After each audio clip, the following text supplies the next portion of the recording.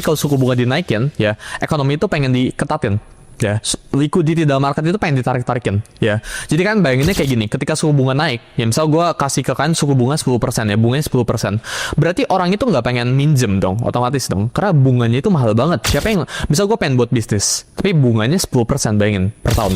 Gue nggak akan minjem duit. Tapi ketika suku bunga diturunin, misal bunganya dari 10% jadi 1% doang, gue pasti bakal lebih baik minjem. Sebelumnya 10%, kok bunganya sekarang 1%, ya gue pengen minjem dong sekarang dong gitu. Gue pengen pinjem buat bikin bisnis dan sebagainya. Jadi ini cuma lever guys. Ini cuma kalau gue naikin suku bunganya, ekonomi ini bakalan lebih slowing down, ya. Kalau gue turunin suku bunganya, ekonomi ini bakalan percepat gitu. Dan ini harus fair guys penilaiannya, ya. Harus wise. Dan ketika misalnya kita ngomong sekarang US contohnya suku bunganya 4%, pengen diturunin ke 3% contohnya. Berarti ini berdampak buat risk on assets. Berarti ini berdampak buat bisnis. Alias kalau suku bunga diturunin, maka ekonomi akan berada dalam fase expansion. Tapi misal suku bunga udah boleh dinaikin nih, kayak kita mau naikin suku bunga dan sebagainya.